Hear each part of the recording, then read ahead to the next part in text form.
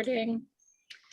Okay, great. Thanks. Well, this is fun. You know, I had wanted to do, you know, a plein air open studio. So I was just whining before everybody came on, you know, about how when I tested this the other day, it was not super strong sun and everything worked fine. So I came out at 11 just to do a recheck and try everything. The sun was so strong that I could not get the webcam to work. And I was thinking, okay, well, this isn't fair. So I wound up moving everything underneath the awning on the deck, which changed what I was actually going to paint, but that's okay. I guess I'm going to wing that part now, since I spent my whole time trying to figure out how to get an image on the on the screen. So so it's going to be all about plein air today. What I'm going to do is give you some tips and pointers. And I thought the best way to do that is I'm just going to take you through, with the exception of setting up the easel, what I bring with me, why. This is really going to be more about when it comes to the actual painting materials. Clearly it's all pastel, but a lot of what I'm going to talk about really doesn't matter what medium you work in. But if you do have a question about oil, watercolor, acrylic, gouache, something else, setup wise, you know, certainly I'm more than happy to answer questions based on artists I've actually painted with or things that I've read. Okay, so I am going to put myself on, oops, a few more people in. Okay, admit a few more people coming in here. So the now usually you think of May as being the kickoff for plein air, but truthfully, plein air can happen all year round.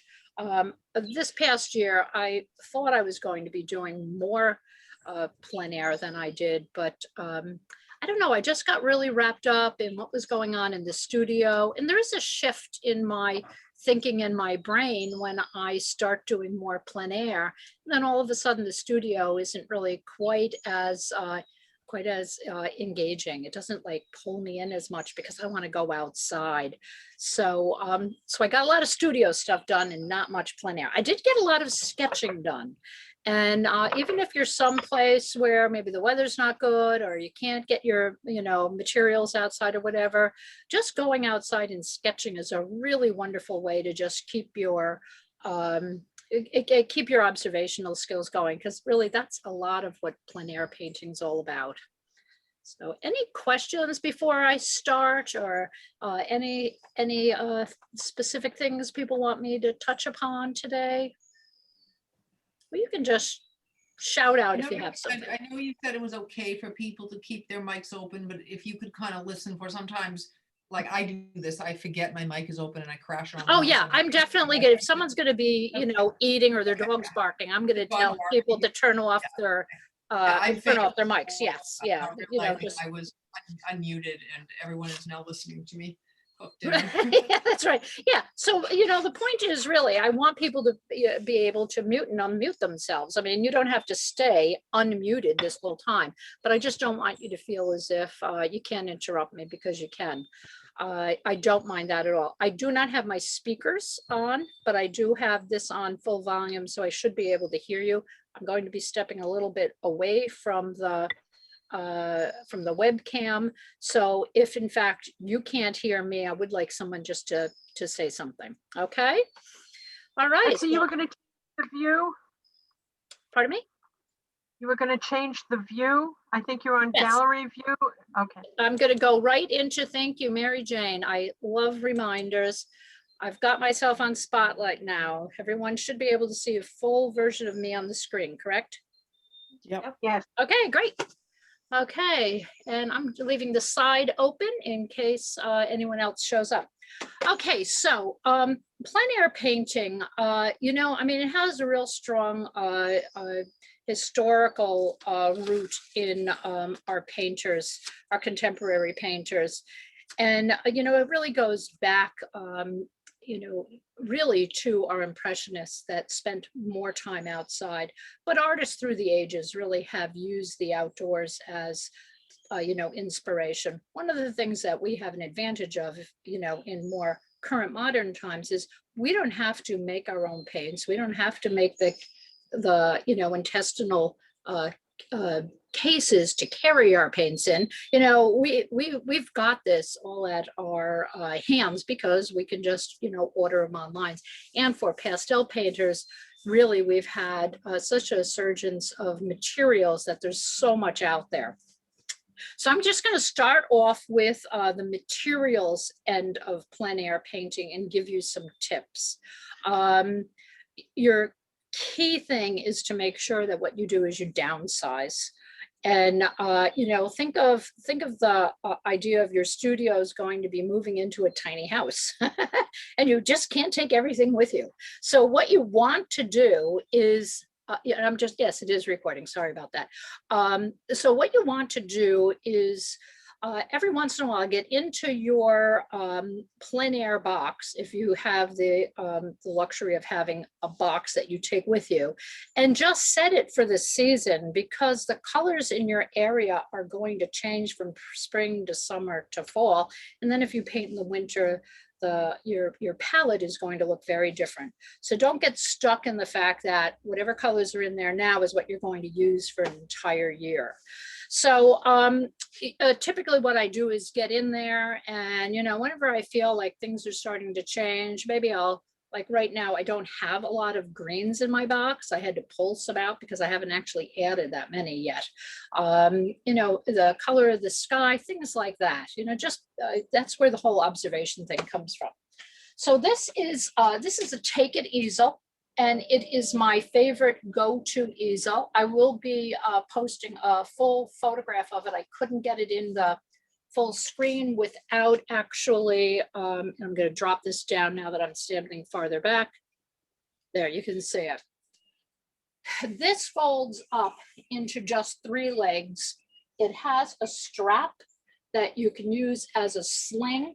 Oh, the light is going crazy. As a sling so that you can carry it like a rifle. The beauty of this is it works out wonderful for all different sorts of terrain, heights, uneven. You can adjust these legs. So one leg is longer or shorter. So it's really hard to paint on a slope. Your legs get tired. But if you are on a slope, a sideways slope, you can do that. I do have a variety of easels and boxes that I use, but this is the one that I just truthfully keep it in the truck. It's there all the time, and I just, have it. I would put up an umbrella, but it's a little breezy back here. It may not look it, but it is. So I do not have, I'm not going to be putting up an umbrella for this. Between, doing a demo, talking and looking away, I really don't want to worry about that umbrella tipping things over. But hint for umbrellas. There's all different ones out there. What you want to avoid with your umbrella is having something that's got a lot of colors on it. Because if you think of the light coming through an umbrella with colors on it, that's going to hit both your palette box and is going to hit your painting. So a lot of times the umbrellas, this one here, you can opt for having an interior that is either black or white. I've had both. I really like this black one a lot. The beauty of this is that the outside has, excuse me, I was just going to open this up just a touch. It's got really wide expanse. I'm not going to push it the whole way up, but you can see on a windy day what would happen. This could get carried away. So typically, if it is a little breezy and I'm using my umbrella, I actually stand and I am always holding one leg. The other thing that I do is the bag that I carry with me, which is right here. It's a gardening bag. Love all the pockets. It's great. Don't fill it up. Then it starts weighing too much. This I can actually take, put underneath my easel, use a bungee, and then I bungee the arms that are here, and you'll see what the arms are used for. I take that, and I bungee that to my bag. And that weighted bag actually helps to stabilize if it is slightly windy, regardless of whether you've got an umbrella up or not. You know, you always want to make sure if there's any sort of breeze that you've got it anchored. And your bag is perfect. And all you need is the bungee cords to actually, you know, weight it down. Does anyone use anything else or have any? I know some easels, like your tripod easels. I have a tripod easel, which is now holding up the laptop, but that actually has a sling tray. If you imagine the 3 legs of a tripod, it has a sling, and in that sling, you can weight it. You know, I was painting and it was rocky, and I just put a whole load of rocks in the little sling, and that weighted it down. You know, it's just anything at all to stabilize it when there's any sort of a breeze. And I have a people have question. oh yes, what? Yeah, I have a question. So this is for what I would call car-based plein air. You're not flying to Scotland or something. My plein air easel was built, design. I bought one, but it was designed so it. Yeah, I'm went going to into a talk little about that. package I could bring on the Yeah, plane. yeah, Yeah. yeah. I'm talking about, you know, local or traveling when you are working out of a car. The easel that I use for traveling is a tripod, which is what I'm explaining now. The weight bag on a tripod easel. That's what I use for when I'm flying. I haven't taken this, although I do know some people have. This folds down to about a 3.5 foot height. So you could probably put it in a ski bag or, you know, something else. I mean, it's a great easel, and people have used it for traveling. You know, I just prefer having the tripod when I'm, you know, going to be taking a plane. So take an easel. Another thing with that is that it is made, if people are familiar on the Cape with Rosalina do, her son actually has his company, Take It Easel. He makes them. And I know Liz has a newer version. Mine has little clips on the side that you move in and out. Liz, yours has like a button. I think Liz has a button and she can pull it out. So what happens is I can move this and I can move the height of the legs up and down again. So the button is the newer version. I'll tell you, they're great. I don't know how many years I've had this. It's got to be 10 plus years, and it is. It's fabulous. So, okay, easel, umbrella. Told you about the umbrella. Excuse me, Betsy? Yep. Betsy, did you say it's called a tag it? Oh, a take. T-A. I'm going to put all this in the Oh, okay. in the newsletter, but it's take. Okay. T-A-K-E. Thank Take you. it easel. And Thank you. it's great. It's really great. But anyway, okay. So so you found where you're going to go. You've got your bag with your supplies. I'm going to be as I take things out, I'm going to tell you what's handy about them. And I would say when you first get to a site, if anyone's going to be taking the you know, the 4-hour beginner workshop, I'm going to go over setting up and, you know, what to do with the sun and that sort of thing. But your key thing is whenever you set up so you don't have the sun in your face. Because what happens is you wind up straining. You know, having a hat on with a brim helps tremendously. Because, you know, if you wear sunglasses, your view of the color in nature and the view of the color in your easel is going to be impacted by the sunglasses, the tint on your sunglasses. Some people need to wear sunglasses. My suggestion is, you know, just every once in a while, look up and down so you're actually seeing what the color looks like live as opposed to through a tinted lens. So your brim hat will help take care of the sun, as will that. Actually, you know what? The umbrella really is more for your painting than you, because you don't want sun. This is a trick. You don't want sun on your painting either. You don't want to be looking at it, and you don't want it on your easel. So here we go. I've got it set up. I've got it set up so that you could see it, not necessarily that I wanted to paint what's here or there, but this is the way it goes. So here I am. I have to decide, you know, what's the height. You know, I usually place these just right about, if I took my arm and I put it out straight, and then I adjust them depending on the size. But just for a start, This is where I have them. And sometimes they wind up uneven and we straighten that out later. I put them on a little clip like this so that I can just then attach it to a hook. If I was using another easel, it's the same sort of thing. I've got this nice big ring. These two guys are attached to it. It's a lot easier not to lose them. And I have lost many over the years before I started doing this. Okay. This is my travel pastel box, the local one. I have a smaller one that I actually do a longer distance if I'm traveling by plane. This is a Heilman box, and there are many on the market. For pastels, what you want to do is you want to be looking for any sort of a box that is suitable for plein air, and how you can tell is the foam or the cushioning that's inside. We all know that horrible sound when a pastel rolls off the table and hits the ground.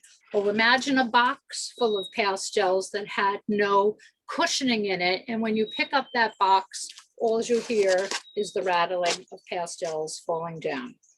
There are boxes on the market that really are intended to be used in the studio, which means that they may have cushioning, but they're not intended to be picked up and carried. So you don't want your pastels to break. So the way that it works, it's just really neat. When you open it up, it's you've got these boards that are attached via these little doohickeys here. Very technical word there, doohickey. I'm going to lay it down, you can see it. When you move these, you just lift this off and your pastels are underneath. Get I have into a a couple habit. questions. Yes, Some questions. So I own 3 Heilman boxes. Is that the medium? this is the backpack size. Oh, it is the backpack. Okay. This is the Yes. Some backpack of them size. are, I The own backpack medium. And size is the best size for everyday use, Okay. for plein it's air. not too I heavy. have Some of them the are next heavy. two smaller sizes. Okay. One of them is really just it doesn't even have both sides. It's just one side, and it's perfect for just painting when you're in places where you're not going to be using an easel and you just need some pastels with you. It's great. And I'll be putting the different sizes in that newsletter too. So this is the backpack. If you go any larger than this, it just starts getting heavy. They're great, if you have a lot of pastels, the bigger sizes are nice, but you always have to consider the weight of it when it's full. And Heilman is great because what they do is they will, they tell you how much the box weighs empty, and I believe they tell you what the box weighs full. Okay, one of the things when you're outside is you don't want things to slide around. So some of you may recognize these. These are just strips of the no skid that you can put underneath rugs. For a whole lot of time, people put them in their cupboards, whatever. I first started using them, with camping like eons ago. And what I do is I take, and I usually do this first. I shouldn't have done this one.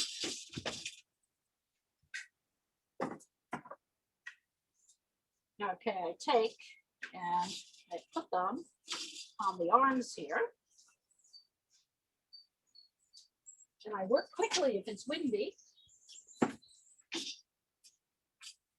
then I put this in here. And I think it must have adjusted when I was, there we go. Close it shut. You want this close enough so that you don't have a lot of room on either side. And I had set this up before you came. So typically what happens is there's more room like that. So I didn't have to do all that finagling, squeezing it in, get it in. I have the little latches on either side. And then I just take, there's little edges there, move it in, and it's nice and secure. And these right here will help it from either slipping in any direction. So that's a super handy piece here. Next thing is I use a dark board when I'm painting outside. And the reason for that is I don't have any glare from strong light if I was using a whiteboard. So the dark one works out perfect. Now see, I raise that up. It's a little high for me. I'm going to drop it. Okay. Pastel painters, you don't want any pastel dust from your painting falling into your box, which is right here. This is just the corner of a packaging box that came in the mail. And I just make a slit along here. So I have a shelf and I'm going to put that underneath here. But the beauty is it folds up small and it's in my bag. And truthfully, I can use one of these for like nearly a whole year unless I go and lose it or if it starts ripping or something. Some people do wind up using like aluminum foil, things like that. But truthfully, this is great. Big end I put behind, sit it in here. I now have a tray. One, I can put pastels on it, and two, any dust that appears is going to wind up on here and it's not going to wind up in my box. Betsy, the black board, is it foam board or gator board? It is foam board. Yeah, gator board be fine. The gator board has a harder outside surface. So you know, it is just a sturdier board. Some disadvantages of the gator board is if by any chance you're using tacks to hold something in, which some people like using, the gator board is a much harder surface to push through. I always use tape, so you know it would be fine either way. And gator board, I do believe, comes in black or white. I'm not positive because I don't buy it. I do. So this is just black foam core. Some people take and use a bungee behind, you know, if it's the wrong size, you can just take and adjust it by knotting it.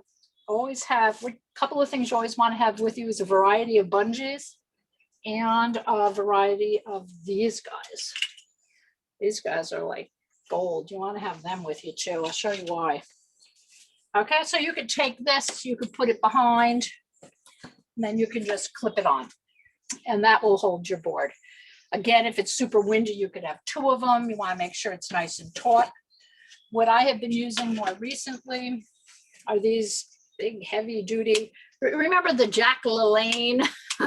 That's what it reminds me of. So you can do exercises also. But anyway, so you can just take this. I just clip it here. And that guy's not going to go anywhere. Okay. I just got to drop them a little bit so it rests. Perfect. So where I'm standing now, I'm noticing noon. My sun right now is behind some clouds, but it's pretty much overhead. So I'm not going to be looking into the sun if I go this way or if I even go this way. This is not in the sun. As those clouds disappear, I may start getting some light on it. And if it's too windy and I don't want to use the umbrella, what you can do is you take a sheet of, this is a Bristol board, something a little bit heavier, you can hear that, something a little bit heavier than a piece of paper. But what you can do is you can take and you can put this over the top and it'll give you just enough cover. Oh, here comes some sun now. Okay, see, there's no sun on my hand, which means there's no sun on it. But if there was sun, that would help create a little bit of a lip, almost like a little awning that you make yourself. What I do. What is that, Betsy? What is that you're using? It's a Bristol board. It's heavier than a sheet of paper. You know, because you could use a sheet of paper. And I have when I've forgotten to bring Bristol board, but this is just, it's not as heavy as cardboard, but it does have a stiffer weight to it. So it will actually stay in this position quite nicely. When you have your foam core, what else works out nicely is these little tacks. They can just go right in there and they go right into the foam and that'll hold it. So see here, I've got the board, and a foam in between. So that little tack goes right into the foam, and that'll hold it up there too, if you wanna, you know, keep it.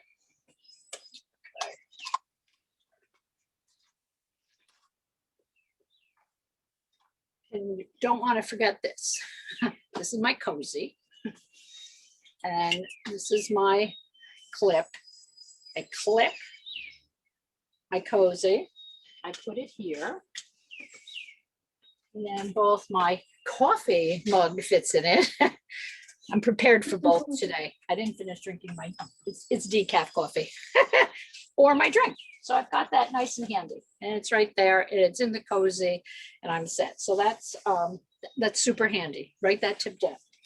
Okay, I'm gonna take this off now because I don't really think I need it. I can put it back up if I want to.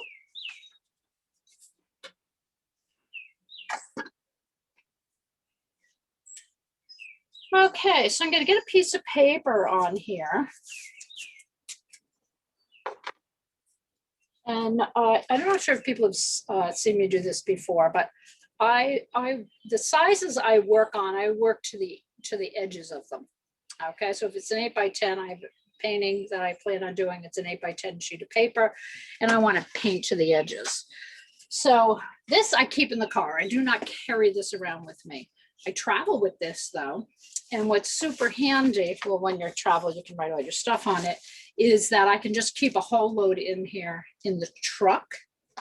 This is very cool. I saw this. These are these, you know, bands that, you know, people hold their ponytails back with in their hair, and they have a little grippy edge to them, which means that if you wrap them around something, you can keep this closed tautly. The original one is getting a little loose. I've knotted it a few times, and these work out super for a variety of things too. And they're great for traveling because there's nothing to them, just hair bands. So inside here's a variety of paper. And when I'm plein air painting, my average size is, well, I don't know if I'd say average. I do a variety of sizes from 8 by 8's usually the smallest, and the largest I would do is probably an 11 by 14. I have done a 12 by 16. One of the things you want to bear in mind is the light is going to change while you're painting. And if you start a very large painting and you plan on doing it in one setting, the light that you had at 9 o'clock in the morning is going to look very different if you're still working on it 3 hours later at noon. So, you know, I try to, for my plein air paintings, keep them to a size where I know I can finish them within a 2-hour period. There will be changes in, well, I mean, clouds will make a difference too, but, you know, just, you know, general light changes, you know, those sizes work out really, really nice. So this packet right here has a whole load of all those sizes. Because as a plein air painter, I'll get somewhere, and you know, the other day, you know, Liz and I were painting with the Cod Art Center's plein air painters. So you know, I didn't know what color paper I wanted to use, and if I'm not going to do an underpainting, a lot of times I like using a sheet of paper that has color. I tend to use the lighter papers, and I tend to use pastel matte. I have discovered Lux paper, which I like a lot. I also like UArt, but I really am a huge fan of pastel matte. So today is a pretty bright day. I'm shifting my idea, and I think what I'm going to do, since I have to paint this way, is I've got these, although you're not gonna be able to see them, I'll take a photograph of them. There's some tulips that are here. And if you've seen me on Instagram or Facebook recently, I'm so thrilled with my tulips. They're all over the place, they're growing. So what I'll do is I have a nice little, this is a 10 by 10. I thought I had an 8 by 8, but I guess I'll do a 10 by 10. So I take a sheet of the black tape. I just cut it in half, and then I make a hinge, sticky side to sticky side. One side goes on the back of the paper, the other side here, and the sticky so I can push it against the board.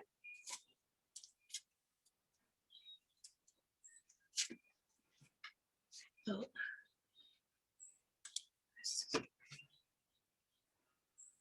Okay, so there, I'll put it right. Oh, look at the light, it's still not on it. Look at this. This is great. Okay. Oh, Test good. it up. Did somebody say something? me. Okay. Oh, okay. Yes. And what, did you have a question or? No, I just went, oh, I'm on. Oh. Sorry, I'll turn my Oh, no, mute that's button all off. right. That's all right. I wasn't sure. I couldn't hear what was said. You know, I'm just Thank stepped a little bit away. Oh, good. So it's Wendy. I'm glad you got on. Sorry, I'm trying to keep track of people that are coming in. Liz, There we go. So, Betsy, yes. Betsy, to Yes. hold your papers, is that simply an artist's portfolio that you would get, Yes. say, at Blick? It is. It is. Yeah. Yeah. I got it at Blick. It's a really Okay. nice, sturdy outside. The inside does have a really, I mean, you can see all the paper that I have in there. I also have smaller pieces of cut foam so that when I'm traveling with my smaller easel and I'm only going to be doing 9x12s and 8x10s, I have smaller pieces of this to fit on my smaller easel. Yeah, so it's great. And they do them in a variety of sizes too. This one's this is a decent size. It's probably, it holds an 11x14 nicely. 12x16 kind of crunches on the edges. So I do keep that in the larger ones. So I can see that. Thank you. Yeah. So you can see that that goes right on nice and easy. You know, that's nice and secure. Some people like to tape all the way around the edge. That's absolutely fine. The one thing I would caution you with that is if you are going to be using a liquid medium, you're not giving the paper any room to be able to move, because sometimes the papers, depending on which ones you're using, they will get distorted, the edges. So, you know, and why waste all the tape? You know, I got those 4 little pieces, that's fine. Okay, so what else do I have in my box here? I mentioned this is a Heilman box. Several years ago, they came out with these nifty little trays that you can actually attach to the side or the front, and they hold pastels. Sometimes I use it, sometimes not. It's a great way of keeping your palette together so that when I come home, they're all in this. I have a piece of card that I put over the top, put some rubber bands around it. And, you know, if I come home and I know I need to do a little bit extra, I've got it. But we're all set and ready. I don't really know if I'll be using that today then. Pastelists, you can use either these guys, which became very hard to get during early COVID days. So I was like reusing them like crazy. And I did start using gloves in a bottle. And I do like it. You put a little bit on your hand and oops, a new bottle. I didn't take the inside thing off. What's really nice about it is especially in the summer and the heat, you don't have to worry about your hand getting so hot, because a lot of times when the weather was super hot and I had one of these on, I would just rip the entire back of the glove off, so that really it was just my palm and my fingers that were covered. So this glove in a bottle works out well. I'll put a little bit of that on. Okay, let's see, I'm trying to think. Let me look at my little list, because I keep this by the door of my studio. And on it, it has all the things that I should take with me. I mean, I'm pretty good about not taking things out of my plein air bag. But, you know, sometimes, you know, I need another big clip because, you know, I can't find mine, I take them. So anyway, paper towels, alcohol for washes, rubbing alcohol, that is, a variety of brushes, what I bring for my liquid, when I pour out the alcohol, this is just a little container with a resealable lid. So if there's any rubbing alcohol left over, it can bring it back home. Now, rubbing alcohol, if you just let all the pastel dust settle to the bottom and you pour off the alcohol, it is clean. Okay, not as clean as new, but it doesn't have all the particles from the pastel in it anymore.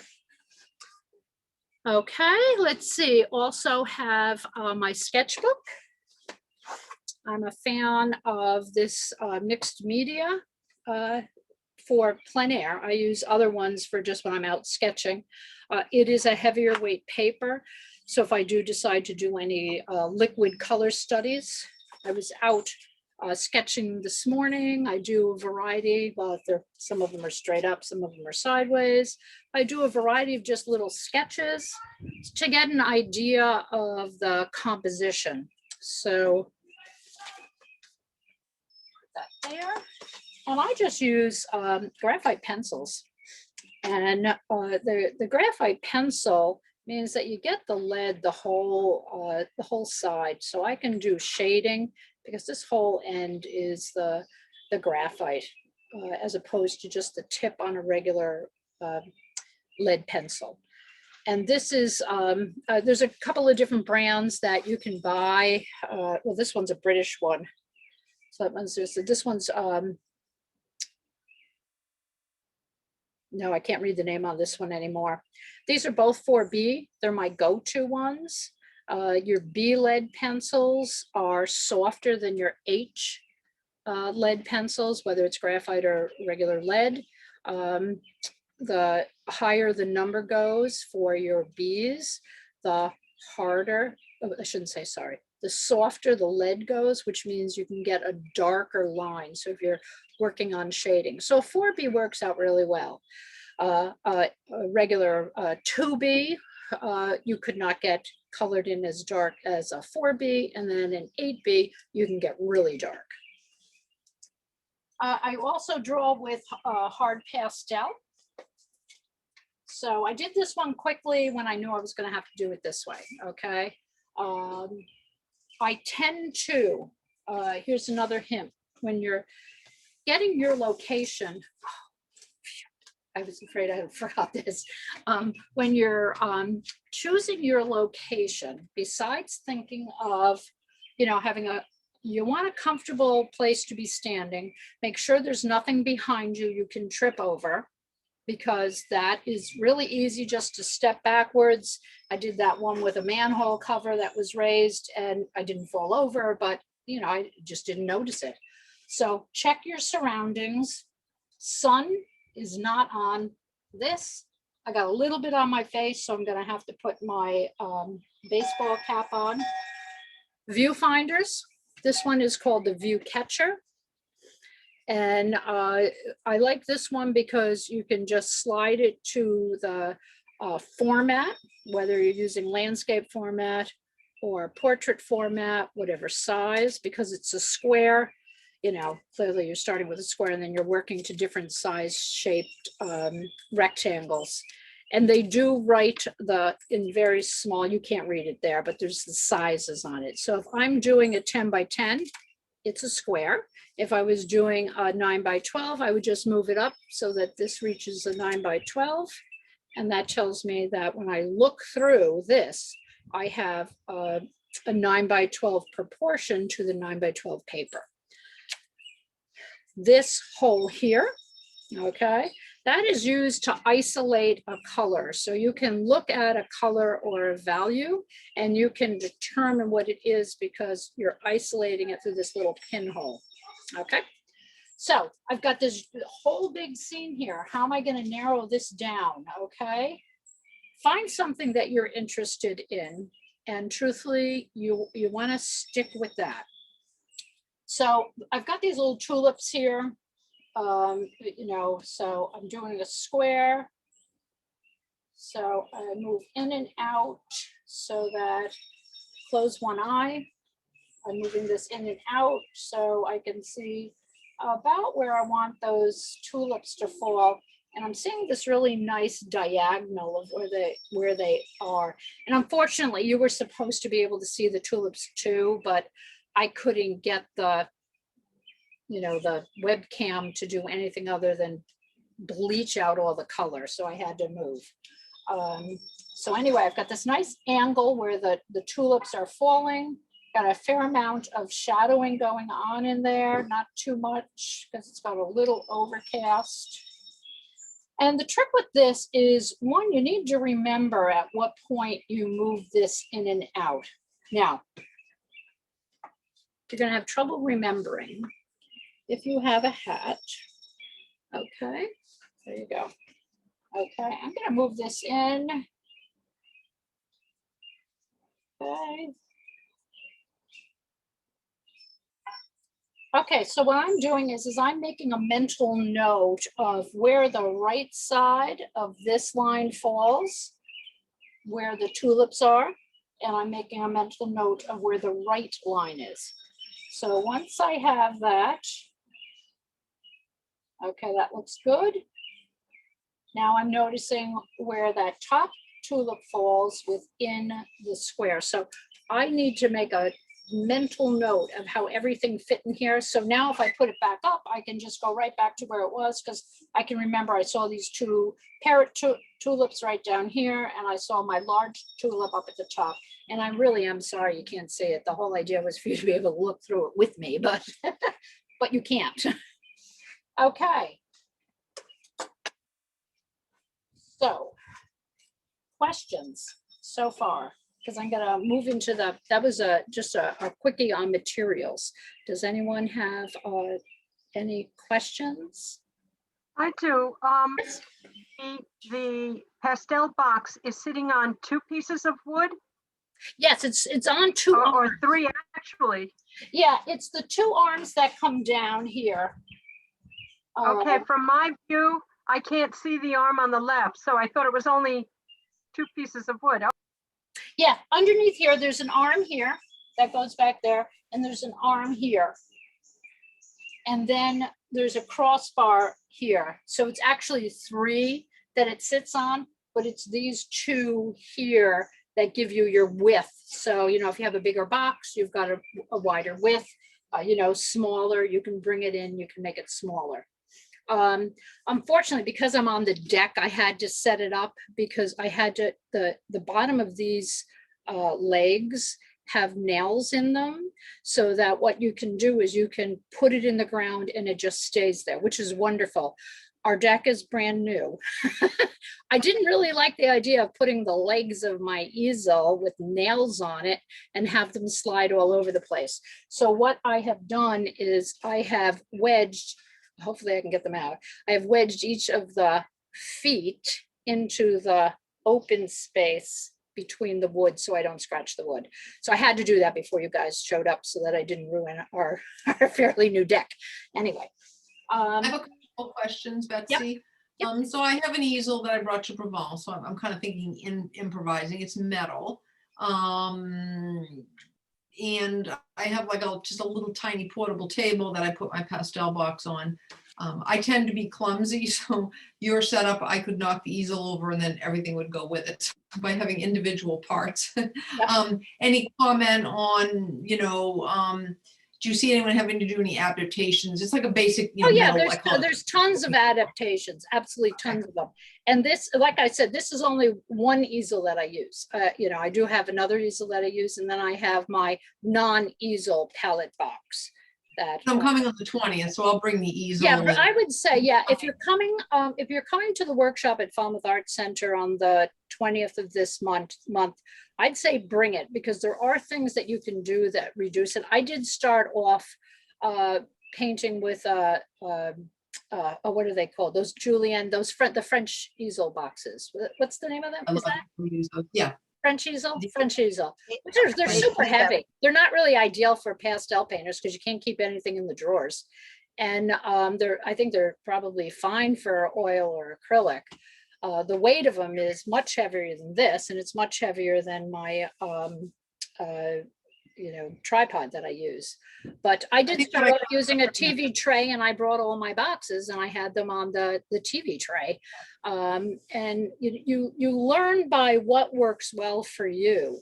But the key really is unless you're going to be pulling up someplace and taking everything out of the back of your car and standing right there and painting, you want to keep it as lightweight as possible. So the other thing that I do is I mentioned with my box here, they look wonderful. I used my cherry pastel cleaner over the weekend and I cleaned them, so they look fabulous. What was I going to say? Anyway, something about, oh shoot, I can't remember. I got carried away because my pastels look so clean. Because anyone who usually looks in my box, they never look this clean. Anyway, nope, I can't remember what I was going to say. So anyway, what happens with this, you can use this as an extra tray back there. So this is a wonderful place. Okay, I decided I'm just going to do a close-up of these tulips. I really don't paint flowers very much. So I've got a little sketch that I've done. I've got it listed as an 8x10. I'm going to use the side here to do my tick marks over here. So I think I am going to turn it into an 8x10 rather than trying to reorganize it into this 10x10. I usually do a fairly quick little study. I did variations on this side, the same thing. And I'm looking for the different values and I'm looking for the light. So I'm going to, this is going to be a little quickie guy here. So first thing I got to do is, okay, there we go. Okay, this is a brightly lit painting. So what I'm going to do is I'm going to just start off by just marking. Remember I said I have my tulips on an angle? Okay, so I've got that idea in mind. I've got my sketch there. And actually, I'm going to switch it and I am going to, since I'm not going to do this, let's see. Okay, I'm just going to put a couple of these marks right here.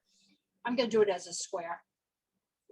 I tell you, it really threw me not being able to do what I thought I was going to do today. So I'm kind of falling over my tongue at the moment. I will do it at 8x10, a 10x10. Okay, I've got this angle here. I've got the tall tulip here. Just going to mark in where the tulips are. Doesn't matter what color they are, but I want to get that nice angle. Okay, so I'm zooming right in on it. Now I'm going to look through here, 10x10. That's about where I had it. That's my angle. This is down. I've got these other little colors. This notes right where the color is. And then I've got this here.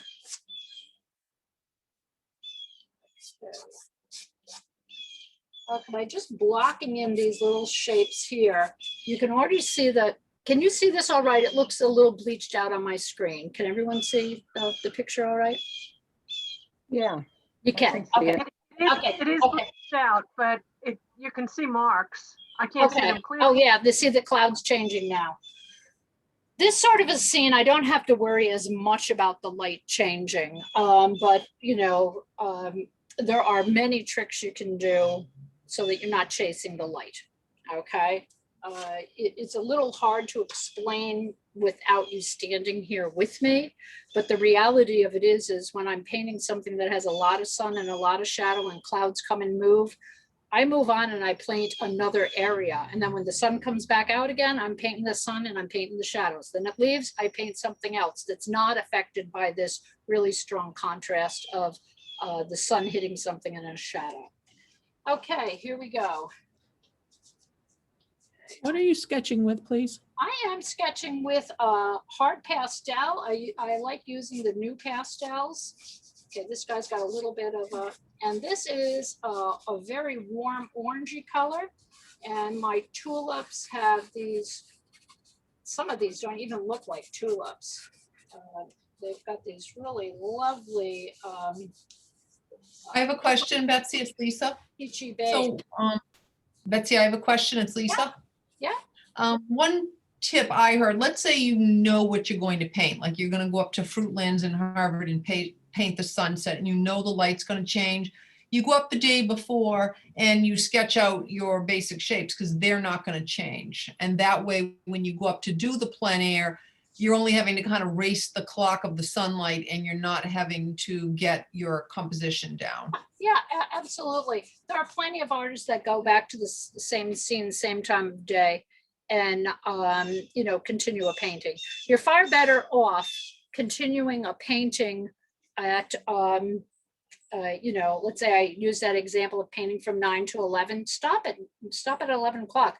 Go back the next time that the weather conditions, the lighting conditions, the sky is the same, and go back and finish it another day. And yes, you certainly, if you've got the time, you can go ahead, you know, and sketch. When I do some of these plein air events, I do go and I sketch the day before, and then when I go there that day, I paint, because if it's complicated scene, I'm not necessarily going to be able to finish that in a 2-hour stretch of time. So I will sketch it in advance. So yeah, that works out fine. And yeah, it would depend with the nighttime.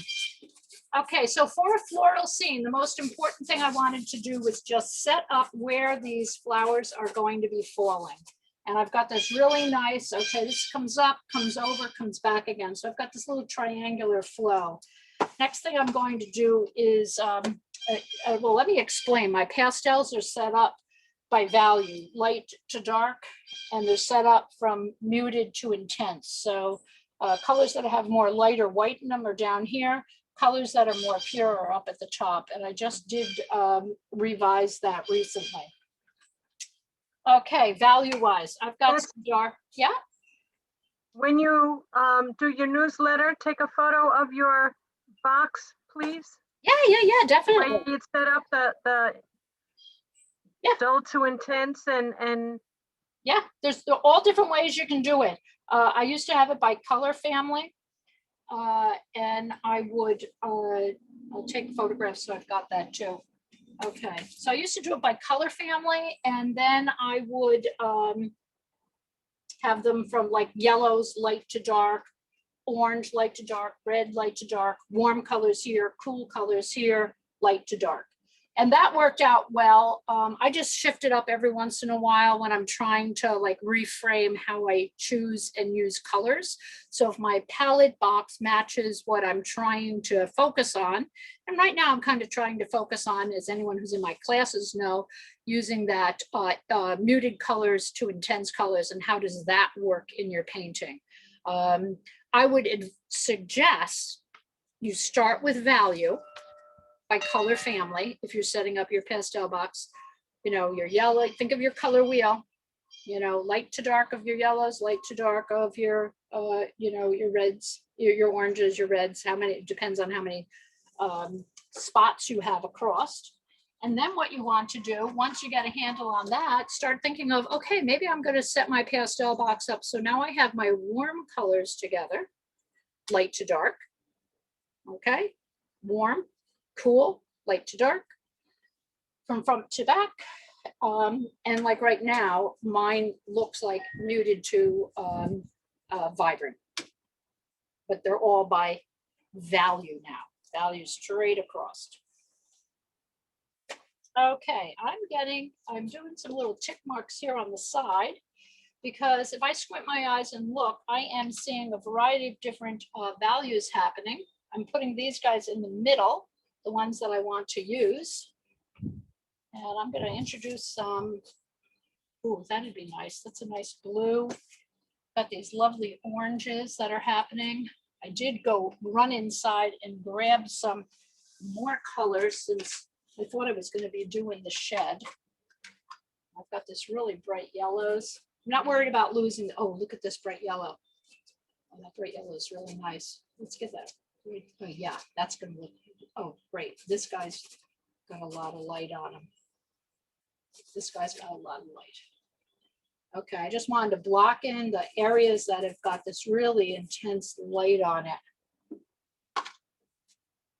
Okay, so I've got that. Here we go. Okay.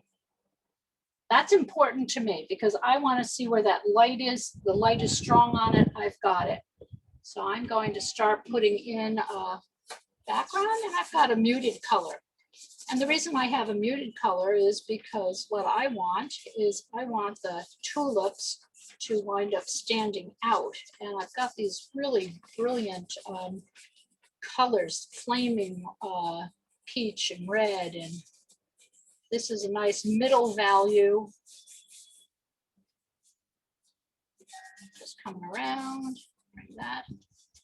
And that's going to represent a little bit of the grass that's back there.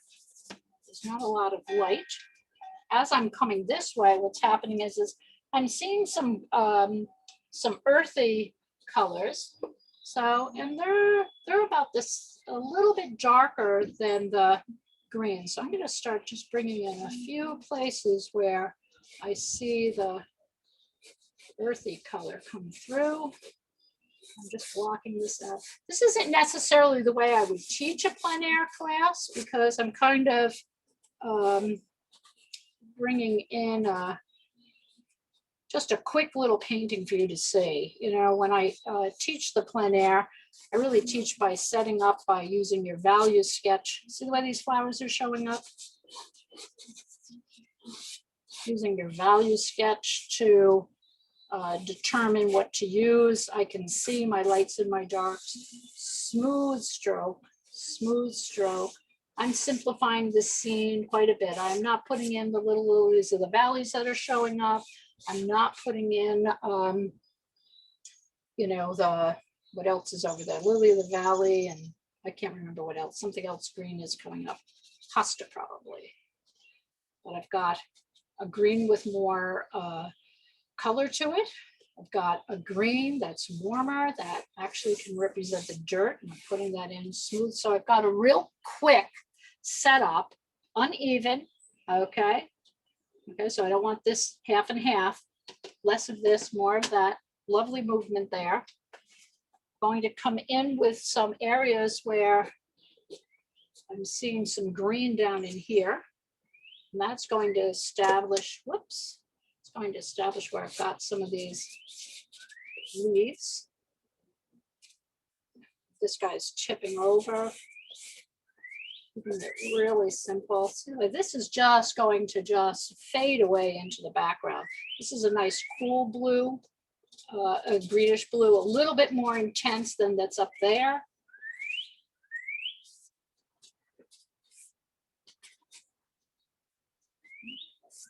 Through. Okay, cool. Let's get some of these leaves in. I would probably call this more of a pastel sketch, trying to set this up.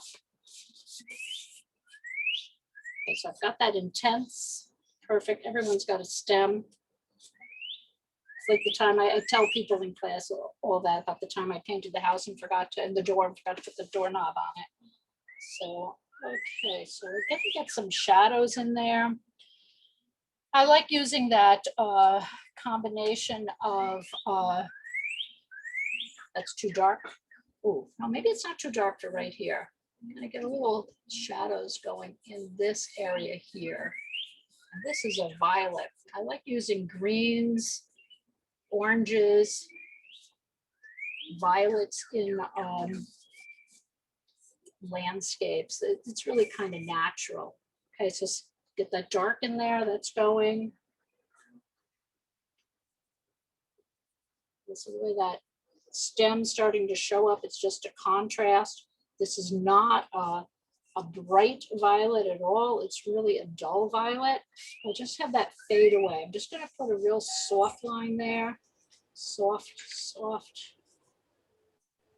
Betsy, are you continuing to use hard pastels? No, these are soft pastels. That's a good question. Thank you. This one feels as though it's probably a cherry Ludwig. You know, I have a variety in here. Sometimes I can tell which ones they are and sometimes not. Okay, yeah, that's enough on the dark. So see what's happened? This, what that was here, that was darker than that. Now I've got something that's darker than this. So I'm just like kind of puzzle piecing this together, you know, condensing and breaking down what I see. I've kept those lights there so I remember. This is a dark tulip here. Ah. Oh, let's see how this works. This is a real violet color. So we're going to just get this quick little violet here. This is a Terry Love, but I can tell because it's fairly new in the shape of it. So we're just going to get that in here. This reminds me that's light back there. Okay, a flat bottom. I'm gonna, although this isn't, I don't want just, ooh, I don't know, maybe I do want one of them. I'm gonna leave that. This has a little reddish cast to it on the inside. This is the midnight tulip, so I'm just gonna get a little of that right in there. So that gives me a little bit of definition of the form. Got this really bright pink. Let's test this one here.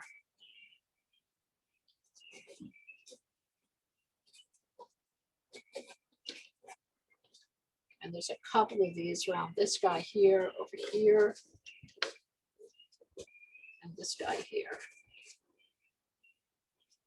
And they're moving around. I really cannot believe how windy it really is. This guy's a parrot tulip, and these guys are also parrot tulips, and they're just kind of scrunchy around. So I'm just gonna put in some little lines there, and it's a little brighter. I'm treating this a little bit more like I would, as I said, a drawing. Lovely little squiggles.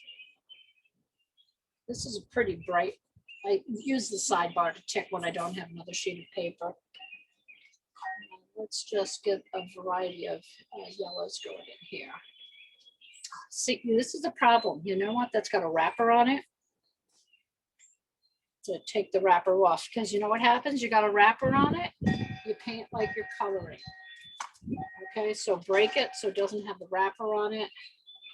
Okay, this is the guy that's got the really nice yellow. Let's just squiggle around and noticing where that light is.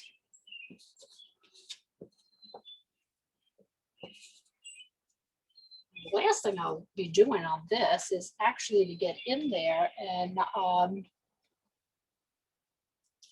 hit it with some highlights. Keep the direction of the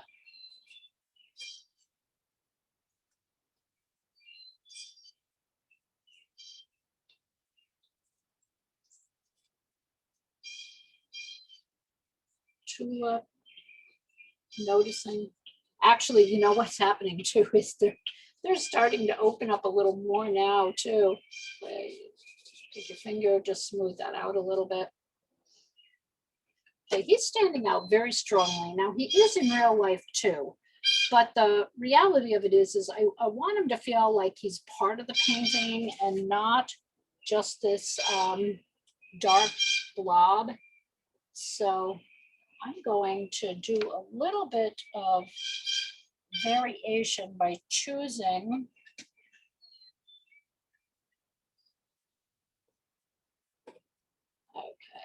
I'm gonna just get that in there, just smooth that out. This guy, he's got a little light here. He's got a little light forming here.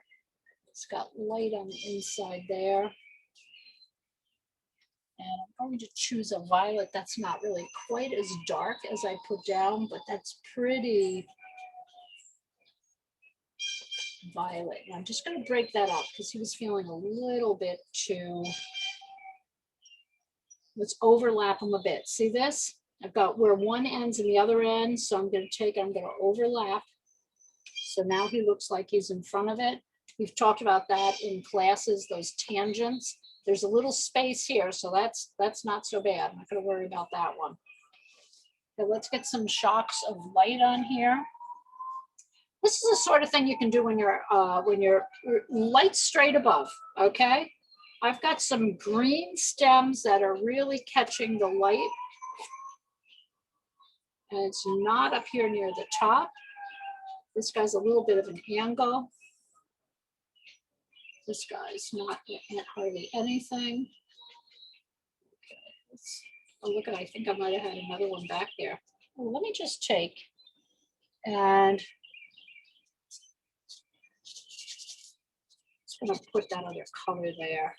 I'm gonna take this color. I'm just gonna put a few little, so it looks as though there's some other little guys.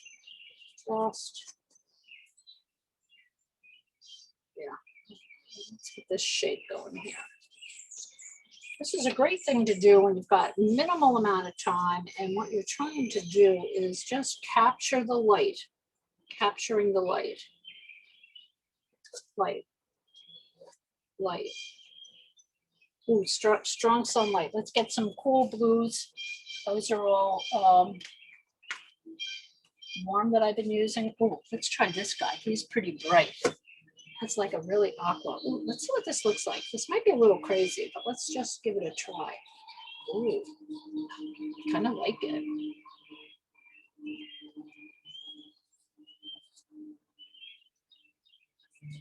You know, you don't have to paint, you don't have to always paint reality. You can just bring in that light coming up, this light here.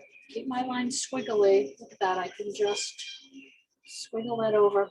I'm ignoring the lily of the valleys that I'm seeing in here because I really don't want them to take away from this. I'm gonna take a little bit of this here because there's this really nice light and I'm just gonna take and just smear it slightly just to soften it, just to bring a little bit of that into that. See, this is tying in now.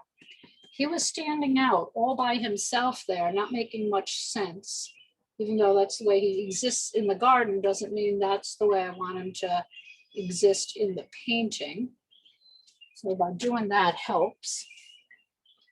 Have to get this edge just sorted out.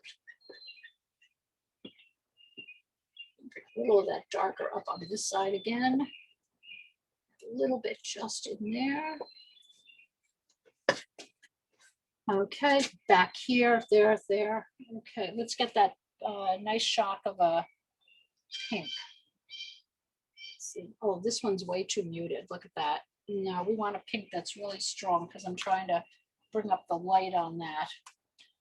Ooh, let's try this guy. Okay, this guy's just slightly. Okay, I want it in between those two. Okay, so he's a little there. Bring that up. Get that shape. Think of the angle that the petal goes. Angle that the petal goes. Back there too. You can do that. Pull those guys together. This guy comes straight up here and here. Comes around here, and then he's got another little flip right smack in the middle.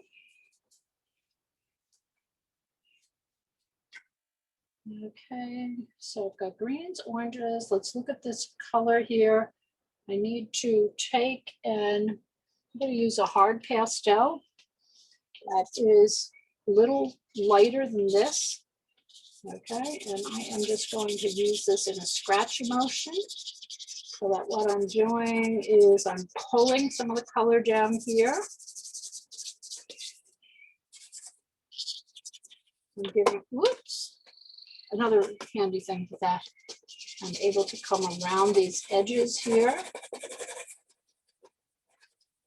An illusion of a grassy area without getting crazy about trying to draw grass. Okay, now, because there's light in there, I'm going to come in with another hard pastel. Let's see if I've got, let's try this yellow. Okay. Just to break that up. Soften the edges between those two colors that were there. Okay, and then to key up this, I'm going to go back. Remember, I drew with that original color. Okay, I'm going to get a little bit more of a linear drawing on top of this. It's almost as if I'm doing a gestural drawing. on top of it. Real quick, you know what you just, when you're coming out and you're painting like this, everybody's so quiet. When you're drawing like this is using it as a, oh, look at this guy, I gotta come around. I'm still gonna use this same color with him. Keep it all connected. He's slightly bothering me. I feel like, not sure if I'm crazy about how that dark one sits there all by himself. Swiggle, swiggle.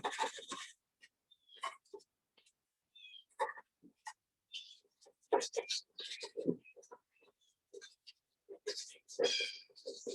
the chips of those tulips right there. These guys, I don't really want to add a lot of details down there.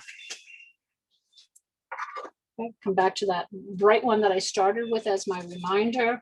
And let's just get a few shocks where we know that that light is hitting.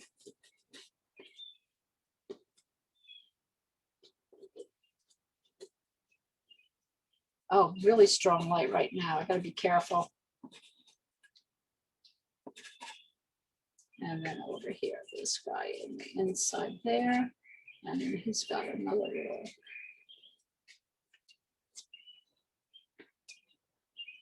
And he's just little dots in there. You know what? I think I'm gonna probably give this guy a rest. He's just a question of, is this something that I would want to paint at another time, spend more time with it? You know, looking at the colors, they get a little bit of blending here where the colors are near one another. Let's get these edges here that come in. I want to feel like there's more of an edge to that. So this is a pastel. Look at this. I come right around.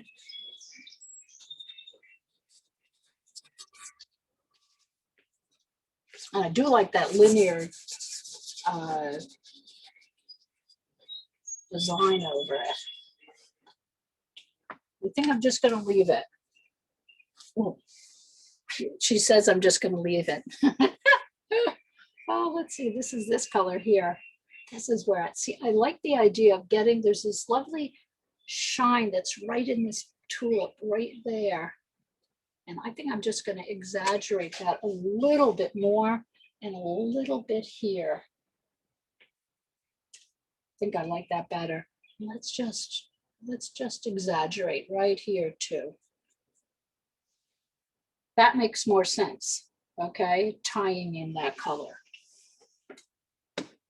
Okay. Okay, so when you're out and you're painting, you know, when you get to the point where you're, you know, I mean, this was just a real quickie here, but when you're finished, what you want to do is you want to think of it in terms of, have you captured the light that's coming in on the painting?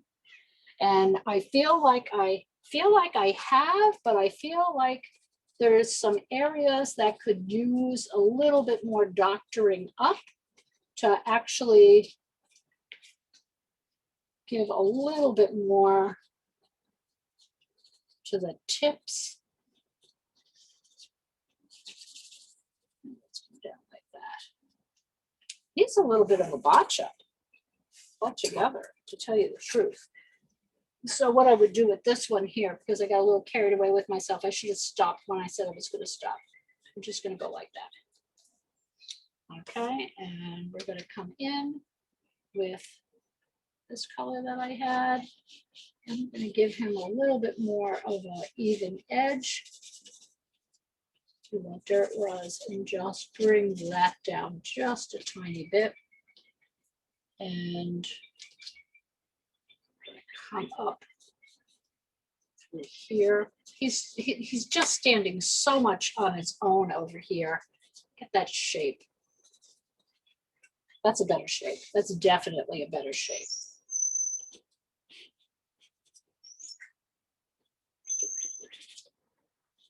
Okay. That leaf going that way. That's a better shape. Okay, so here I am. I'm gonna come up here. Okay, and I didn't touch on anything at all that had to do with sunscreen or a bug repellent, anything like that. But, common sense, if you're going to be outside, what you want to do is you want to make sure that you're comfortable. And part of that is making sure you've got plenty to drink. You're keeping your eyes, covered so that they don't get fatigued. That you have your, your sunscreen, your bug repellent, anything at all that's going to keep you out painting as opposed to wanting to run and hide. Now, we've got times on the Cape here, or if you're traveling around where, you do wind up having insect problems. Tick repellents are a really good idea to take with you if you're on the Cape. The other thing is there are some, I don't think I have it in my bag from, oh yes, I do, from last summer. This one's really nice. This is the All Cape bug repellent.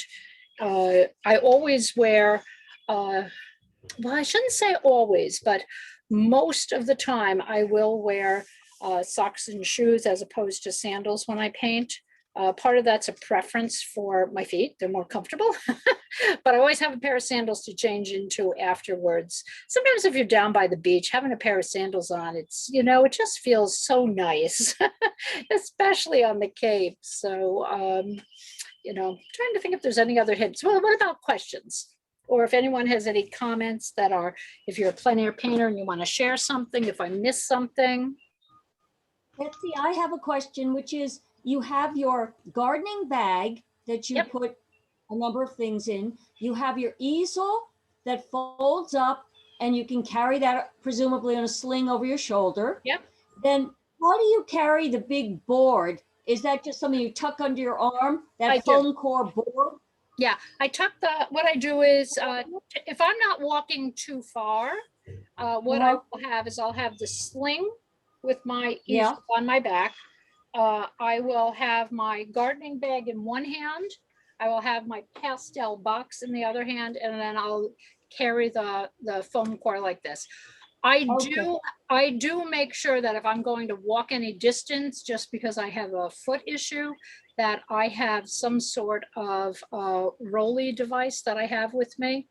And I used to use, for many years, I had an old golf cart, pulley cart, that I bungeed a milk crate, and I put everything in the milk crate, and then I just pushed or pulled my golf cart. And that was great because I had all the same materials. I just didn't actually have to carry them for any distance. It finally died. I mean, the bungees died many times over the years, but the whole thing finally died. And I haven't used it yet, but I will be showing that in one of my newsletters after I use it, and I make sure it's nice. But it is kind of looks like a shopping cart, except for it has beach wheels on it, because I want wheels that can go over a rugged surface if I'm going into the woods, or if I'm on the beach, or if it's just a rugged area. So I did not want little tiny tires. There's a variety of things you can buy, if you do live on the Cape. I know there's a variety of things you can buy, just because they're, we're a beach-based summer society, that you can wheel things around. Some people have backpacks that have, besides using them as a knapsack or a backpack, you can then pull them. There's tool bags that construction workers use that have wheels. Again, some of them aren't as suitable for off path or off road painting. I do not go paint alone if I'm in any area that is not publicly visible to other people. I just don't feel safe, unfortunately. I hate to admit it, but I just don't feel safe. So I will either paint near my car if I'm by myself in an area that isn't isolated, or I'll go with other people. And if I am out by myself, I always make sure that my phone is right in my pocket, and I let my family know where I'm going. But I do prefer going with people, to tell you the truth, because I like seeing what other people are doing, and it's just kind of nice if you need a break to walk around and see what's happening. And Betsy, you mentioned kind of in passing, you said something about you have a box for when you don't take an easel. Yes, Heilman, the box that I have here, it has a variety of different sizes. And there's one of them that is, there's one of them that actually is about this big, okay? It's a little deeper than this, it's this big.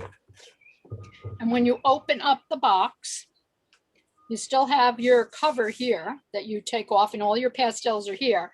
And then this is where you put your paper, and it's just like a tabletop little pastel easel palette box. Wow, that's It's really handy, because I mean, Yeah. sometimes, I always take my stuff when I go away. Clearly I haven't gone anywhere in a year, but that's handy if you're just going to have a short amount of time, you really can't bring all your stuff with you. And I believe it's the smallest one, and I can't remember what it's called. I'll put a photograph of it too. It's really handy. And then do you then just take say a stool or something like that to sit on, like a collapsible camping stool? And Well, you put your pastel box Good point. Good on point. top? I do stand the whole time. But what Even I with do is I do have an LL Bean triangle based chair. So let's say if I'm in a workshop, or if I know I'm going to be out longer than a few hours, and I know I'm probably going to want to sit, or I'm going to watch a demo or something like that, or have lunch. And it's it's certainly not super comfortable. You're not going to lounge around in it for very long, but it does do the trick, and it's not heavy. I'll put that in there too. Thank you. Any other questions, comments? This has been just great.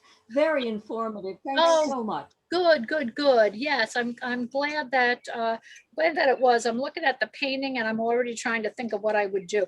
You know what? Doing these small ones quick like this is kind of fun, because then what happens is you say, ooh, would I like to do that as a full-size painting?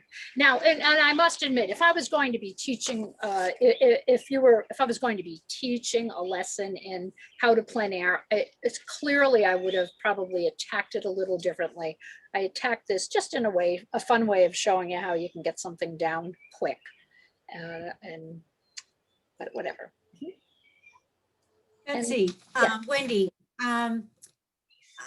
we all have funny stories about plein air, but I used to always bring a little plastic Stop and Shop trash bag and hang it on my easel. Mhm. And whether I was using pastels or oils. And I remember this one time, it was with the wind picking up, it was rattling and kind of noisy. And this gal that was not very far from me was like, had enough, and finally said, will you shut that bag up, please? It must have been very noisy. It was really funny, but what I realized she was right. It was an irritant. It could have been an irritant. It was an irritant. So I just tell you that I went to Bed Bath & Beyond and got a little, it's like a net bag that you'd put your negligees in Yes. and underwear in that you could Yep. wash, and it had a little zipper on it, and I put a clip on it, and I no longer will irritate anyone with a noisy trash Very bag. good idea. Very good idea. Yeah, yes, that's all right. Right, you don't want that plastic bag blow away, then you'd really be in trouble. Yeah, all those little tips and hacks, when you get out there and you start painting, everybody finds something that, works for them. Like I said, having a drink is really important for me. So my little, cozy there that's hooked onto my easel is really important. I always, clearly I could put it on the ground, but, I like it up in the little cozy. Makes for a nice little carry spot. Boy, I feel as though I've learned Betsy, so much, Betsy. it's Marge. Yeah, Marge. I don't have an easel, Mhm. and I love seeing yours, but I'm going to be looking for a budget option. budget options, yes. So, I mean, do you have any advice about like these Yes, things called field easels that you Right. can get from Blick or yeah, you know, you can buy the French, you can buy the Or- French easels quite inexpensively. A half Uh-huh. French easel is expensive, is not expensive at all. You can, you know, they seem to be all over the place. The nice part about them is they are sturdy. Okay, the disadvantage to them is the half one's really not as heavy as some of the other ones. You know, full size French easel. You know, there's like a drawer you can put stuff in. As a pastel, is the most you can really put in there is, you know, some of your little tools and brushes and things like that. You can't really put pastels in the French easel, you know, unless you've got a small box that'll fit in there and it's cushioned. The other thing is there are those metal easels that are out there. The metal easels will, really for starter, the metal easels work out fine. What you'll notice with the metal easels is they are a little bit more unstable because there's really no weight to them. And depending on how they're designed, sometimes there's no way. Remember how I said how I bungee a bag off the Yep. bottom? Yep. Sometimes there's nothing to bungee a bag off of. So I Okay, guess, well- you know, either way. The other thing too is, well, let's see, anyone else have another easel that, I have a tripod and I've been wandering around the basement looking for things that I could attach to it, but I haven't come up with a brilliant plan yet. yeah, well, you know, the tripod, Like a camera there tripod. are, yeah, a tripod's great. And there are different boxes, pastel palette Yeah. boxes you can buy that actually, like what the laptop Yeah, is like sitting little- on, is it? And you know, it just works as my table for the laptop. But you know, they do come equipped with, but then some of those boxes start getting expensive. If you need Yeah. boxes, someone asked me about that the other day. Dakota does have a plein air box that's you know, I don't think it's as good as the Heilman box, but price wise, it's reasonable. And, you know, it does have, I've heard people say that, you know, it's quite a good box. So that's, Okay. Yep. Well, I'll figure it out. yeah. And, you know, I'm more than happy to give anybody, you know, tips and hints on what'll work for them. You know, I'm trying to think, does anyone else have another easel or anything that they use that? I found it helpful if people are just starting out to maybe go where maybe the group Yes. group is gonna be painting and Yes. see what See what everyone else is everyone's using. using. Exactly. And Like a watercolorist is going to use a watercolorist is not going to use this kind of an easel. They want something that's flat, that maybe sometimes they can put on an angle. And they do have those sorts of easels that, Yeah, you know, I've seen adjust. some of those. Yeah. Well, Monday morning, the Cape Cod Art Center has the plein air painters. It's just a painting group, so it's no lessons, there's no charge. And, you know, even if you just wanted to, you know, see what was going on and what people were doing, or even just sketch because you're not really sure, that's a nice place to start. All different levels, people who have never done it before, people who have been doing it a while, all different mediums. And Cape Cod Art Center does have, it's all over the Cape. So they go from one end to the other end of the Cape. So it kind of touches base for wherever people live. Falmouth Artist Guild, they also, Art Center, they also have a Monday morning group, but they stay just in Falmouth. And the summertime is difficult because if you don't have a Falmouth parking sticker, some of the places they go to, I mean, you can't actually go to because you can't park. That's the biggest thing on the Cape. It's a pain in the neck. It's parking and bathrooms. I was going to ask about restrooms. I know, So- whenever I do groups, I always make sure that, you know, my Thursday morning groups that, you know, are starting in June, you know, I always make sure that it's a parking that we don't have to worry about stickers. And if there's a quantity of the number of cars. I just have to limit how many people come. And if there's not a bathroom on the site, I know where the nearest bathroom is, you know, which is usually a Dunkin' Donuts or something like that, or a little general store where you can buy something, and use their bathroom, that sort of thing. Yeah. Betsy, Yes. Another question? transport, this is Kate. Oh, Um, can you just say that again? I didn't hear you. This is Kate. Oh, hi, Paula. Kate. Hi. Thank you very much for this. I was wondering how you are going to transport your painting. Excellent question. Okay, so what I do is when I go out, I have 2 of these boards. Because I'm at my house, I only brought one outside with me. But what I do is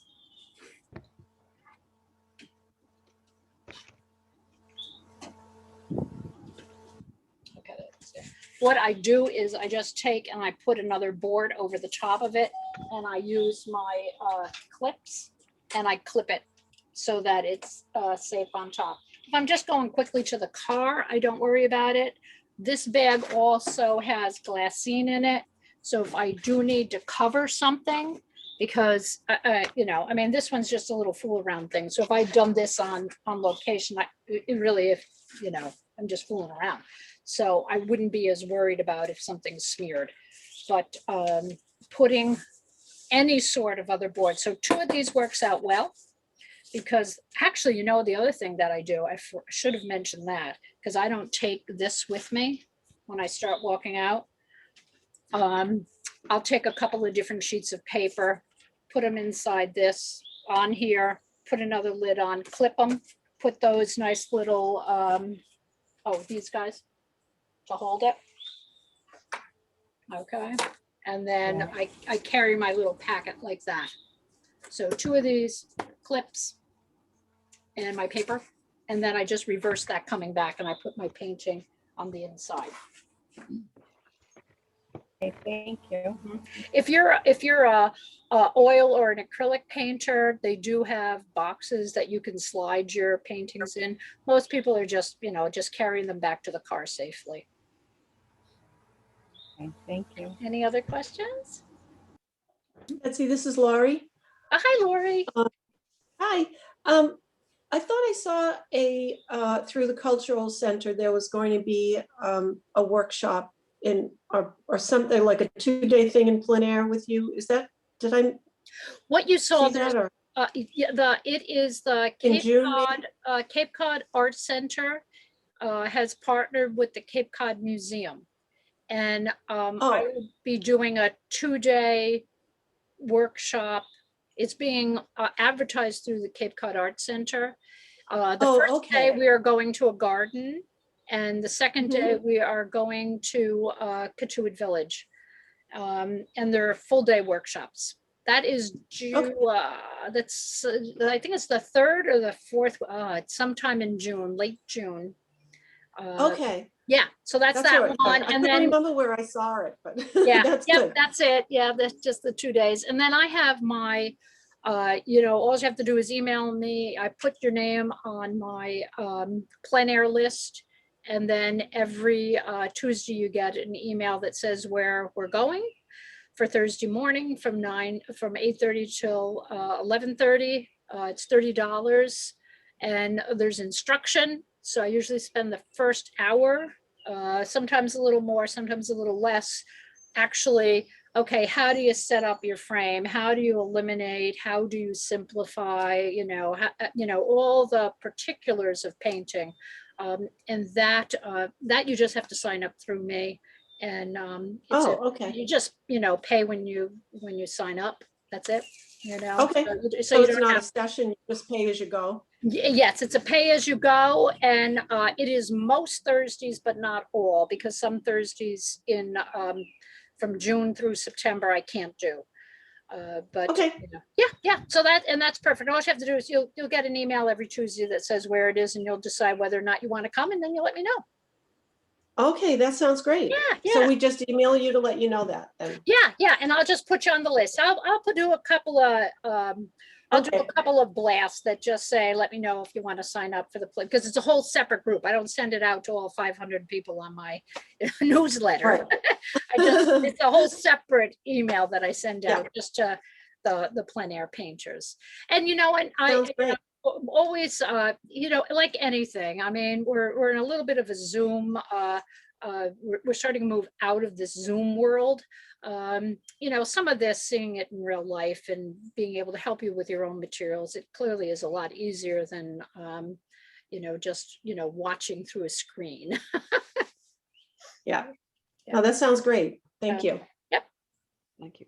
And Betsy, this was wonderful. Thank you oh, so much. good. Yeah, I'm, Yeah. I learned a well, I'm lot. glad you enjoyed it. I tried to squeeze a lot in, you know, because I know some people were contemplating plein air. Some people have already, you know, done it, you know, so it was just a quickie. Cookie Great. little painting. Thank you.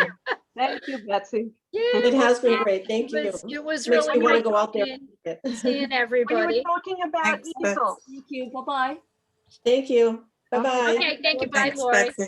Thanks, when you were Wendy. talking about easels, Yeah. I went to Michael's because they have a variety of easels to look at as Yep. well. Yep. I mean, you don't have to buy, or if you decide you do want to buy, you might wait until there's a coupon or something Oh, like that. absolutely, absolutely. You know, and if you're just starting out, I would not go, but you know, I mean, you know, I'll always tell people about this wonderful Take It easel and the Heilman box and all that other jazz, but I did not start out with all that stuff. You know, like I said, I started out with the TV tray and a half French easel. And that worked out fine. And then I decide, yes, I really do like this. And then you just slowly, it's like anything, then you slowly start acquiring what makes sense. And sometimes you can buy secondhand, you know, easels, Yeah. you know, but the French I- easels are not terribly expensive. I also wanted to tell you I have an easel for the camera. Oh, which yeah. the Heilman box will go on. Yep. It has a center rod that descends from the apex. Yep. And it has a hook at the bottom of the rod. Yep. So that you can put something to weight it down with to Yes, steady it. exactly. Yep, that's what mine's got right here, right underneath. lightweight. Yeah, and mine, Yeah. see, mine's also got that little sling. Wonder if I can show you. Yeah. Yeah, hang on a second. Yeah, I've seen the one with the sling. Yeah. Okay, there, see, I got my Yeah. stick in it, okay? So see, this is what it's sitting on. So normally what happens is there's a post that comes out here, and this is where my board and my paper is. The pastels are in this smaller version of what I've got over there, and then it's the tripod. Okay, and but Yeah. this guy's been relegated to Zoom classes and is my web camera table. So I'm gonna have to stop teaching Zoom if I want to use this. That would be a good thing in some ways. Yeah, I know. It is really kind of nice thinking that, you know, all these, you know, people are, you know, life's kind of changing and we're doing some things that we missed out on last year. So I'm really looking forward to, you know, Monday with the Cape Cod Art Center painters and then teaching on Thursday morning. So it'll be fun. Yeah, See Well, people I'm in real looking forward- life. yeah. I'm looking forward to joining your plein air groups. Oh, yeah, definitely. Yep. If you're in my class, you'll probably automatically just go on the list just in case you want, you know, you want the information. So that'll be fine. Any other questions or? Well, super. Thank you so much, everybody. It was great that you came along. It was nice seeing you, Sharon. Well, Kate. thank you. I look forward to seeing you on the 20th. Yes, that'll be great. Definitely just bring whatever you have. Lisa's been singing your praises to me Oh, for months, oh, months and months and months. So I feel as though I already know you in a way because she's told me so much about your classes. oh, that's nice. Yeah, that'll be great, you know, and what I'll do is before anyone who's taken that beginner 4-hour class, what I'll do is you'll get an email ahead of time that just gives you some tips of, you know, what you can bring with you, you know, to make everything a little bit move along seamless. Okay, Okay. thank you. Okay, Thank you. thanks, everyone. Bye. Okay, have a great day. Have a good one. Bye. Bye. Did I hear another question or just a goodbye? Okay, okay, bye-bye. Bye-bye. Bye.